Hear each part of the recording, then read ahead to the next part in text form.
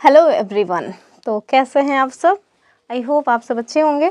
चलिए हम लोग सीडीपी पैडागोजी देख रहे हैं, paper first and paper second, जो कि दोनों के लिए ही इम्पॉर्टेंट है और साथ में दोनों ही पेपर के हम लोग प्रीवियस ईयर क्वेश्चंस को सॉल्व कर रहे हैं सीडीपी के। ठीक है, आपको पता होगा कि क्लासेस मतलब कि जो हमारा सीटेट होना है उसके लिए कराई जा रही हैं, और सीटेट का चाहे आप पेपर फर्स्ट की प्रिपरेशन कर रहे हो चाहे आप पेपर सेकंड की प्रिपरेशन कर रहे हो, उसमें 30 मार्क्स की पैडागोजी अर्थात चाइल्ड डेवलपमेंट से संबंधित जो क्वेश्चन है वो पूछे जाते हैं।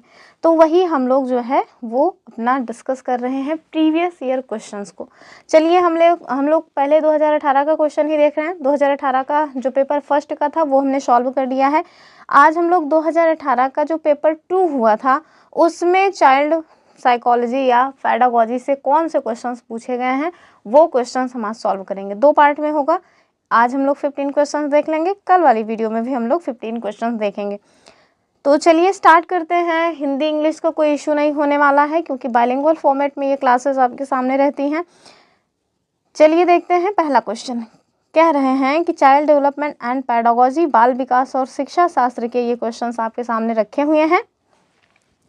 निर्देश में आपको सबसे पहला निर्देश दिया गया है कि answer the following question by selecting the correct most appropriate question. सबसे जो बड़ी बात होती है सीटेट के एग्ज़ाम के मतलब कि एग्ज़ाम के क्वेश्चंस में वो ये होती है कि आपको मोस्ट एप्रोप्रिएट जो ऑप्शन है वो चूज़ करना है, क्योंकि ऐसी संभावनाएं रहती हैं कि आप जो भी ऑप्शंस पढ़ेंगे लगभग आपको सारे ऑप्शंस लगेंगे कि सबके सब तो सही हो रहे हैं, तो आपको जो सबसे ज़्यादा सटीक लगे ना उस उत्तर का चयन करना है। तो चलिए देखेंगे। पहले क्वेश्चन की बात करेंगे। जो हमारा पहला क्वेश्चन है वो आपसे कह रहे हैं कि the development from central part of the body towards peripheries और एक्सट्रीमिटीज डिनोट्स द, अर्थात शरीर का जो केंद्रीय भाग है वहाँ से परिधियों या अग्रांगों की ओर विकास जो है वो क्या दर्शाता है। ऑप्शंस देखें, विकरणीय विकास के सिद्धांत को, दूसरा करें विकेंद्रीकृत विकास के सिद्धांत को, तीसरा है मध्य बाह्य विकास के सिद्धांत को, और चौथा है सोपानी विकास के सिद्धांत को। बहुत से स्टूडेंट होंगे जो इस क्वेश्चन का आंसर जान रहे होंगे, लेकिन वो इस क्वेश्चन की जो लैंग्वेज है ना उसको नहीं समझ पा रहे हैं। क्यों? क्योंकि लैंग्वेज ही इतनी टफ दी गई है। ये दरअसल हमसे डेवलपमेंट से रिलेटेड क्वेश्चन पूछा गया है और कह रहे हैं कि जो विकास का एक चरण होता है जिसमें विकास मध्य भाग से बाहर की ओर होता है, आपको बताना है कि उस विकास को हम लोग क्या कहते हैं। तो अब देखिए, इसको अंग्रेजी में अगर याद रखेंगे तो ज़्यादा फायदे में रहेंगे, क्योंकि हिंदी में कई सारे कठिन शब्द इसमें डाल देंगे, लेकिन अंग्रेजी में इसको कहते हैं प्रिंसिपल ऑफ प्रोक्सीमोडस्टल डेवलपमेंट। ठीक है, यानी कि सी वाला इसका जो सही उत्तर है वो हो जाएगा मध्य बाह्य विकास का सिद्धांत। और ये सिद्धांत क्या कहता है? ये सिद्धांत बताता है कि जो बच्चे का विकास है वो केंद्र से बाहर की ओर होता है, अर्थात बच्चे का सबसे पहले धड़ अर्थात पेट और छाती वाला जो हिस्सा है वो डेवलप होगा। उसके बाद में फिर आप देखेंगे कि जो उसका हाथ पैर है वो सब डेवलप होना स्टार्ट होंगे। ठीक है, एक और सिद्धांत आप लोगों ने पढ़ा होगा, शीर्षाभिमुख सिद्धांत। पढ़ा है कि नहीं पढ़ा है तो आगे भी देखेंगे, क्वेश्चंस खूब बनते हैं इससे। तो जो शीर्षाभिमुख सिद्धांत है वो क्या कहता है? वो बताता है कि जो बच्चे का डेवलपमेंट होता है वो सिर से पैर की ओर होता है, अर्थात बच्चे का सबसे पहले जो डेवलप होगा वो अपना मतलब कि मस्तिष्क होगा। अब देखेंगे जो छोटा बच्चा होता है वो सबसे पहले अपना क्या काम करता है? आँखों को घुमाना सीख लेगा। अब आप उससे कुछ क्वेश्चन करेंगे तो अपने मुंडी को हिला के हाँ नहीं करना सीख लेता है, लेकिन बाद में फिर आप देखेंगे कि धीरे धीरे फिर वो उठना बैठना और साथ में अपनी उंगलियों पे नियंत्रण करना, कुछ चम्मच वगैरह पकड़ा दो तो चम्मच वगैरह को पकड़ लेना, ये सब करने लगता है। ठीक है, तो बच्चे का जो विकास है वो कैसे हो रहा है? एक तो पहला विकास ये बता दिया गया है कि मध्य बाह्य विकास का सिद्धांत, अर्थात बच्चे का जो पहले केंद्रीय हिस्सा है वो डेवलप होगा, बाद में फिर जो मतलब कि बाहर के हिस्से हैं वो डेवलप होंगे। और दूसरा शीर्षाभिमुख, अर्थात सिर का पैर मतलब कि विकास पहले होगा, फिर उसके बाद धीरे धीरे हाथ पैर वगैरह का डेवलपमेंट होता है। ठीक है, तो इसको याद रखें। अगले क्वेश्चन की तरफ हम लोग चल रहे हैं, और ये क्लासेस आपको डेली दोपहर 2:30 बजे मिल जाती हैं। तो आप लोग इस क्लासेस के साथ जुड़ करके पूरा बिना ऐड के आराम से क्लासेस देख करके अगर कोई डाउट है तो उसको भी कमेंट बॉक्स में कमेंट करके पूछ सकते हैं। अगले क्वेश्चन की बात करेंगे, कह रहे हैं कि स्कूल बच्चों के समाजीकरण की एक ऐसी संस्था होती है जहां, हमारे पास ऑप्शंस क्या हैं, प्रमुख स्थान स्कूली बच्चों का होता है। दूसरा, प्रमुख स्थान स्कूल की दिनचर्या अर्थात जो मतलब कि रूटीन है स्कूल का उसका होता है। तीसरा कह रहे हैं कि प्रमुख स्थान स्कूल की गतिविधियों का होता है। और तीसरा क्या है, चौथा है कि प्रमुख स्थान स्कूल के शिक्षकों का होता है। तो आप देखिए कि इसका जो सही उत्तर है वो पहला हो जाएगा कि जो स्कूल्स होते हैं ना वो समाजीकरण की एक ऐसी संस्था है जहाँ पे केंद्र में क्या होते हैं, बच्चे होते हैं, अर्थात प्रमुख स्थान जो है वो बच्चों का होता है। ठीक है, ऑप्शन ए।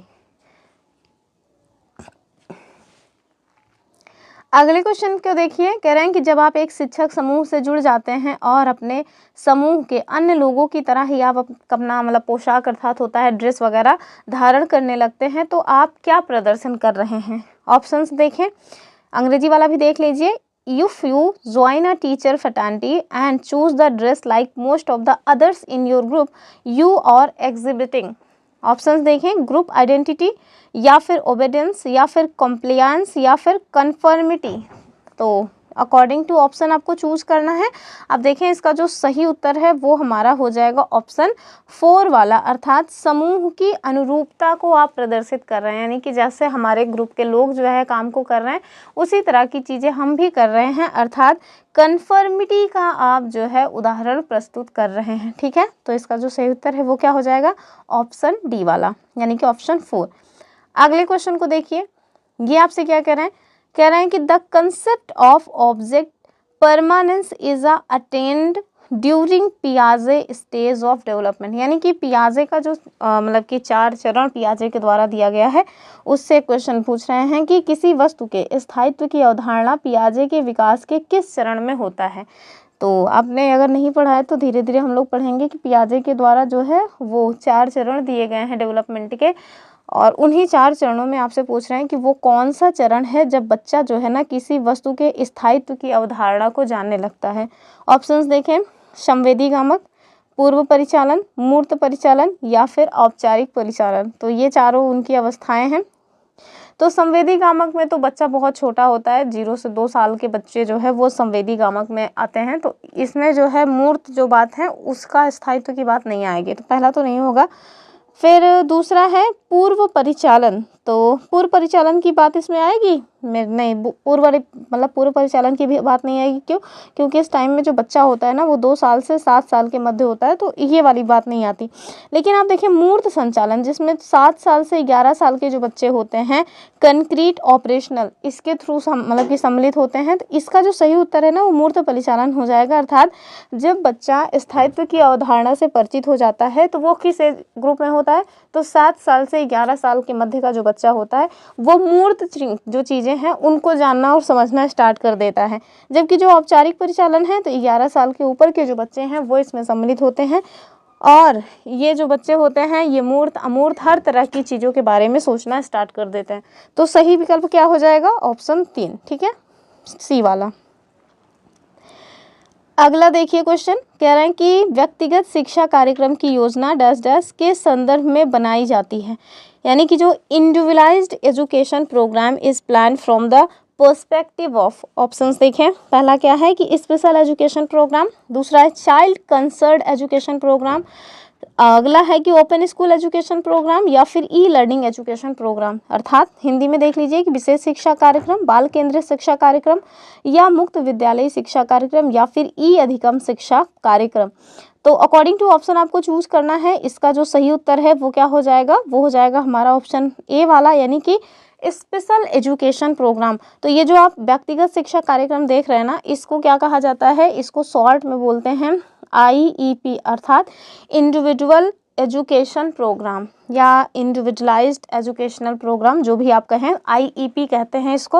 और इसमें क्या होता है, जो दिव्यांग बच्चे होते हैं ना उनकी आवश्यकताओं को ध्यान में रखते हुए एक रूपरेखा तैयार की जाती है जिससे जो वो बच्चे हैं उनकी जो ज़रूरतें हैं उनको पूरा किया जा सके। ठीक है, तो इसी वजह से ये कहाँ पे आता है, स्पेशल एजुकेशन प्रोग्राम के भीतर आता है। नेक्स्ट क्वेश्चन की तरफ चलें, और ये आपसे कह रहे हैं कि किस आयु समूह के जो बच्चे होते हैं, यानी कि कितने महीने की आयु के बच्चे शब्दों को मिला करके छोटे छोटे वाक्यों में बोलना शुरू कर देते हैं, अर्थात एकदम छोटा छोटा जो वाक्य बोलना शुरू मतलब कि बच्चे स्टार्ट करते हैं वो कितने महीने के रहते हैं तब बोलने लगते हैं, ये आपसे बता रहे हैं। तो अब देखिए ज़्यादातर लोगों के घरों में बच्चे होते ही हैं किसी न किसी के, तो उन लोगों को मतलब अगर आप नोटिस करेंगे तो समझ जाएंगे। अब कुछ लोग हमारे जैसे पैदा होते हैं जो मतलब कि उनके आस पड़ोस में भी बच्चे नहीं दिखते, मतलब देखने को मिलते हैं उनको। तो चलिए देखते हैं। कह रहे हैं कि आप बताओ कि कितने आयु समूह के बच्चे हैं जब छोटे छोटे वाक्यों को बोलना स्टार्ट कर देते हैं शब्दों को मिला करके। ऑप्शंस देखें, 12 से 18 महीने, 18 से 24 महीने, या फिर 24 से 30 महीने, या 30 से 36 महीने। तो अब देखिए 1.5-2 साल के जो बच्चे होते हैं ना वो मतलब कि शब्दों को बोलना स्टार्ट कर देते हैं थोड़ा थोड़ा। तो इसका जो सही विकल्प है वो क्या हो जाएगा, वो हो जाएगा ऑप्शन 2 वाला, यानी कि 18 से 24 महीने, यानी कि 1.5 साल से 2 साल के जो बच्चे होते हैं वो अब देखिए कि छोटे छोटे जो वाक्य हैं उनको बोलना स्टार्ट कर देते हैं, जैसे खाना दो, पानी दो, पापा आ रहे हैं, इस तरह की चीज़ें। अगले क्वेश्चन की बात करेंगे, क्वेश्चन नंबर 7। कह रहे हैं कि बुद्धि लब्धि या आईक्यू की अवधारणा किसके द्वारा दी गई थी। तो आप लोगों ने पढ़ा होगा, अगर आपने मतलब कि बीएड किया, हालांकि मैंने बीएड नहीं किया, मैंने डीएलएड किया है। तो जो डीएलएड में हम लोगों ने पढ़ा था, डीएलएड में ये जो मतलब कि बुद्धि लब्धि है यानी कि आईक्यू है ना, इसका सूत्र वगैरह पूछा गया था कि इसका जो फॉर्मूला है वो कौन सा है, एग्जाम में पूछा गया था सेमेस्टर में। तो चलिए देख लेते हैं। कह रहे हैं कि बुद्धि लब्धि या आईक्यू की अवधारणा किसके द्वारा दी गई थी। ऑप्शंस देखें, गाल्टन, या फिर बिने, या फिर स्टर्न, या टर्मन। तो सही उत्तर क्या हो जाएगा, इसका जो सही उत्तर है वो हो जाएगा ऑप्शन 3 वाला, यानी कि स्टर्न। स्टर्न के द्वारा आप देखिए कि जो आईक्यू है इसकी अवधारणा दी गई थी। और अगर आपसे कोई पूछे कि जो स्टर्न है वो कौन है भैया, कहाँ के हैं, तो ये जर्मनी के थे, अर्थात जर्मन वैज्ञानिक थे। ठीक है, तो स्टर्न जो है वो एक जर्मन वैज्ञानिक थे। और अब देखें कि जो आईक्यू है ना, आईक्यू इसका जो फॉर्मूला होता है उसको भी याद रखें, क्या पता आपसे पूछ ही लिया जाए। तो IQ is equal to MA अर्थात मेंटल एज अपॉन CA अर्थात क्रोनोलॉजिकल एज इनटू 100। ठीक है, तो इससे जो है हमारा जो आईक्यू है वो निकल आता है। अगले क्वेश्चन को देखिए, कह रहे हैं कि creativity is thought to be related to the concept of, यानी कि सृजनात्मकता को डैश डैश की अवधारणा से संबंधित माना जाता है। तो अब बताइए कि सृजनात्मकता को किससे रिलेटेड माना जाता है। ऑप्शंस देखिए, द्रव बौद्धिकता यानी कि फ्लूइड इंटेलिजेंस, दूसरा है रवादार बौद्धिकता। कितना अच्छा सोचिए पहले कि कितना मतलब कि हिंदी कभी कभी कितनी टफ हो जाती है, कैसे कैसे शब्द जो है वो दे दिए जाते हैं कि रवादार बौद्धिकता, समझ ही ना आए। तीसरा है अभिश्रित यानी कि कन्वर्जेंट थिंकिंग, अभिश्रित से लाख गुना अच्छा है कि आप अंग्रेजी में जाने। और मतलब कि लास्ट है कि विविध सोच अर्थात डाइवर्जेंट थिंकिंग। तो सृजनात्मकता जो है ये किससे रिलेटेड है, इसको आपको बताना है। तो इसका जो सही विकल्प है वो तो हो जाएगा हमारा डाइवर्जेंट थिंकिंग, यानी कि विविध सोच से संबंधित है, ऑप्शन डी वाला। अगला क्वेश्चन देखिए, कह रहे हैं कि किसी भाषा के स्वीकृत ध्वनि संयोजनों को इसके नियमों के अंतर्गत रखा जाता है। तो आप बताइए कि जो भाषा के स्वीकृत ध्वनि संयोजन है उनको किन नियमों के अंतर्गत रखा जाता है। तो इसको तो आप देख के ही समझ सकते हैं, क्योंकि जो इसका विकल्प दिया हुआ है उसमें आप पहले में देखिए कि ध्वनि संबंधी पहला ही दिया हुआ है, तो इसका उत्तर भी पहला वाला ही हो जाएगा, आगे क्यों देखना। क्वेश्चन नंबर 10 देखिए, कह रहे हैं कि जब सोचने की प्रक्रिया किसी भाषा के द्वारा प्रभावित होती है तो ऐसी स्थिति को क्या कहते हैं, यानी कि the position where thought patterns are influenced by language is called. Options देखें कि संस्कृति प्रभावित अर्थात कल्चरल टेंडेंसी, दूसरा क्या कहते हैं भाषा निर्धारित अर्थात लिंग्विस्टिक डिटर्मिनेशन, तीसरा है संज्ञानात्मक पक्ष अर्थात कॉग्निटिव बायस, और लास्ट ऑप्शन है अपना कि सामाजिक भाषाई उद्धृत अर्थात सोशियो लिंग्विस्टिक जेनेसिस है दरअसल, सॉरी। तो इसका जो सही विकल्प है वो क्या हो जाएगा, ये आपको बताना है कि जब सोचने की प्रक्रिया किसी भाषा से प्रभावित होती है तो ऐसी स्थिति को हम क्या कहेंगे। तो जाहिर सी बात है इसको हम कह देंगे लिंग्विस्टिक डिटर्मिनेशन अर्थात भाषाई निर्धारित। ठीक है, भाषा निर्धारित, ऑप्शन बी वाला या ऑप्शन 2। 11वें नंबर का क्वेश्चन देखिए, कह रहे हैं कि अपने अनुभवों और लक्षणों के आधार पर उपकरणों में खराबी के कारण की परिकल्पना का परीक्षण कर रवि नामक एक व्यक्ति है वो उपकरणों की मरम्मत करता है। आप बताइए कि वो क्या उपयोग कर रहा है। ठीक है, ऑप्शंस देखें, अंतर्दृष्टि का यानी कि इनसाइट, यानी कि उसके अंदर से ये ज्ञान हो रहा है, तो क्या ऐसा लग रहा है। दूसरा कह रहे हैं कलन विधि, एल्गोरिथम। तीसरा है मानसिक दृढ़ता यानी कि मेंटल सेट। और चौथा है अनुमानी विधि। तो भैया अगर कोई बच्चा अपने अनुभव और लक्षणों के आधार पर किसी उपकरण की खराबी की परिकल्पना का परीक्षण करके उसकी मरम्मत कर ले रहा है, तो आप समझिए कि वो ह्यूरिस्टिक मेथड का यूज़ कर रहा है, अर्थात अनुमानी विधि का उपयोग इसके द्वारा किया जा रहा है। ऑप्शन 4। अगले क्वेश्चन की बात करेंगे, क्वेश्चन नंबर नेक्स्ट। और देखिए जैसे ऊपर हमने देखा इस तरह के क्वेश्चंस, यहाँ पे नाम रवि है, हो सकता है कल कोई और नाम देकर के सेम क्वेश्चन रिपीट कर दिया जाए, क्योंकि इस तरह के क्वेश्चंस बनते हैं। और ये दिव्या वाला भी क्वेश्चन सेम ऐसे ही है। अब देखिए यहाँ दिव्या के अलावा कोई और नाम दे करके सेम क्वेश्चन आपसे पूछ लेंगे, तो ये क्वेश्चंस बड़े काम के हैं। क्या कह रहे हैं, कह रहे हैं कि दिव्या अक्सर निर्देशित कार्यों को छोटे छोटे हिस्सों में विभाजित कर आसान बना लेती है, वह किसका उपयोग करती है। ठीक है, यानी कि Divya often divides the assigned job into small tasks which she can handle easily. She is using, options देखें, कम करने की विधि यानी रिडक्शनिज्म। दूसरा द्वितीयक विस्तारण विधि का। तीसरा है उपलक्ष्य विश्लेषण विधि का, या फिर क्रियात्मक जड़ता नियामक विधि का। तो जो इसका सही उत्तर है वो क्या हो जाएगा, सी वाला हो जाएगा, यानी कि सब गोल एनालिसिस उपलक्ष्य विश्लेषण विधि। ठीक है, यानी कि सी जो है वो यानी कि तीसरा इसका सही उत्तर हो जाएगा। चलिए अगले क्वेश्चन की तरफ चलेंगे, क्वेश्चन नंबर 13। और ये कह रहे हैं कि सोसाइटी जो है, सोसाइटी डिटरमिनाइज या determines the roles of male and female. This statement articulates, अर्थात जो पुरुष और महिला की भूमिकाओं का निर्धारण समाज के द्वारा किया जाता है, ये कथन क्या बताता है, यही आपको बताना है। ऑप्शंस देखें कि लैंगिकता एक अंतर्निहित अवधारणा है। दूसरा, लैंगिकता एक आनुवांशिक प्रतिभा है, तो आनुवांशिक प्रतिभा तो बिल्कुल नहीं है। तीसरा क्या है कि लैंगिकता एक अंतर्ज्ञानी अवतरण है। और चौथा क्या है कि लैंगिकता एक सामाजिक अवतरण है। तो भैया चौथा एकदम सही हो जाएगा, ऑप्शन 4। ठीक है, मैंने पहले भी अपने वीडियोस में बताया है, आज फिर से बता रहे हैं कि ऐसा कहा जाता है कि जो लड़कियां हैं वो पैदा नहीं होती बल्कि बनाई जाती हैं। तो कौन बनाता है ये भी जानिए, समाज जो है ना वो मतलब कि उसको छोटी छोटी बातों पे, हर एक बात पे बताना स्टार्ट कर देता है, तुम लड़की हो, तुमको ये करना चाहिए। तो और साथ में देखिए लड़के जो होते हैं उनको लेकर के भी किस तरह के बाइस्ड नज़रिए को जो हमारा समाज है, घर परिवार है, जो हमारा आस पड़ोस है वो रखता है। सपोज दैट लड़की लड़के दोनों जो है छोटे बच्चे हैं, वो गिर गए, रो रहे हैं, तो लड़की को लोग गोद में उठा के उसको शांत कराने लगेंगे, जबकि लड़के को कहेंगे हैं लड़की है क्या, रो रहा है। तो ये जो हम लोगों ने उसके साथ किया, ये क्या किया, ये एक तरह का लैंगिक भेदभाव कर दिया। और यहीं से जो बच्चे होते हैं ना वो ये समझने लगते हैं कि रोना जो है ना वो लड़कियों का काम है, लड़के जो है वो नहीं रोते हैं। तो ये सब कम से कम देखिए, जो हमारी पीढ़ियाँ पहले से कर गई, अब हम उन पे तो कुछ नहीं कर सकते, लेकिन जो पीढ़ी आने वाली है, जैसे हम लोग हैं, जो हमारी पीढ़ी है, कम से कम हम तो इस तरह के बाइस्ड जो सोच है उसको बढ़ावा ना दें। तो इस वजह से थोड़ा संभल के कम से कम इस तरह की चीज़ों को ना करें बच्चों के साथ। तो ये जो महिला और पुरुष की भूमिकाओं का निर्धारण समाज के द्वारा किया जाता है, ये क्या बता रहा है कि जो लैंगिकता है ये भैया एक सामाजिक अवधारणा है, इसका जीन्स से कोई मतलब नहीं है। ठीक है, अगला क्वेश्चन देखिए, कह रहे हैं कि ग्रेडिंग, कोडिंग, अंकन और क्रेडिट संचय प्रणालियां किसके उदाहरण है, ये आपको बताना है। ऑप्शंस, परीक्षा के उत्तर प्रश्नों के मूल्यांकन की प्रक्रिया। दूसरा कह रहे हैं कक्षा में बच्चों की स्थिति का निरूपण विधि। तीसरा है आलेख पत्र अर्थात रिपोर्ट कार्ड में अकादमिक प्रगति को दर्शाना। और चौथा है कि अधिगमकर्ताओं की उपलब्धि के आकलन की गणन विधि।